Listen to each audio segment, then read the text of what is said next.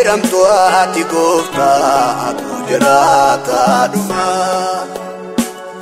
aangoo guffattee kan teessu baroota hundumaa haalli yeroon si murteessu ni jaalta hundumaa barri tokko darbee tokko yommuu dhufu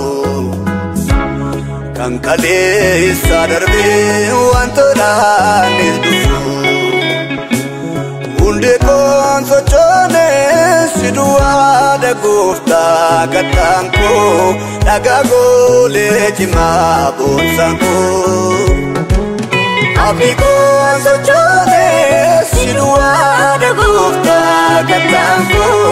dhagaa goolee cimaa boonsaan koo.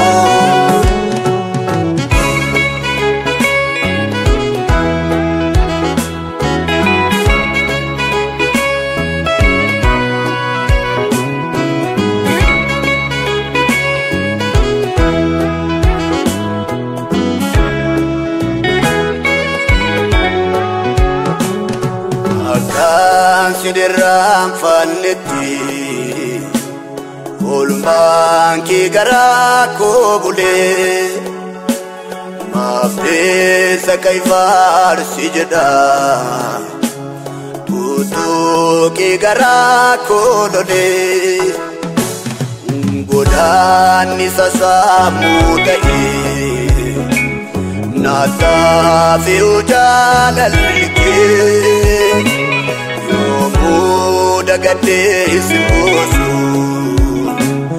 injiruun afgaan akka kee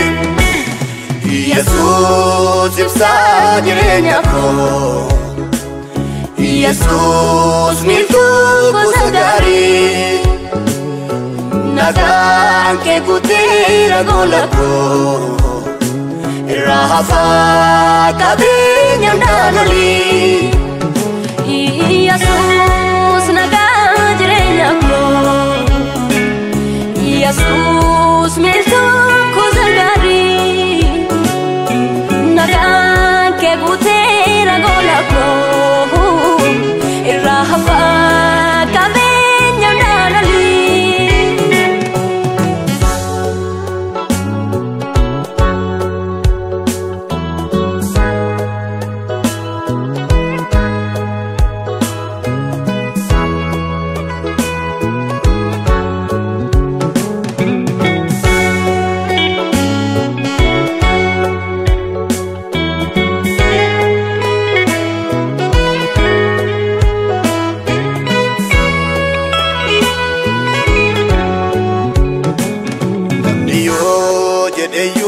Waanti fakkaatee kakuu keessas akka jaalala kee garaa koo naraasa adda ta'ee yaadisa namni yoo jedheyyuu maqaatii moggaase kan kakuu keessasa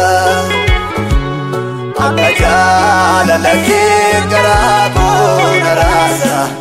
adda ta'ee yaadisa eenyu gooftaa koo si malee kan qabee ol kaasuu dadhaba eenyu gooftaa koo si malee kan garaan jabaanne akka namaa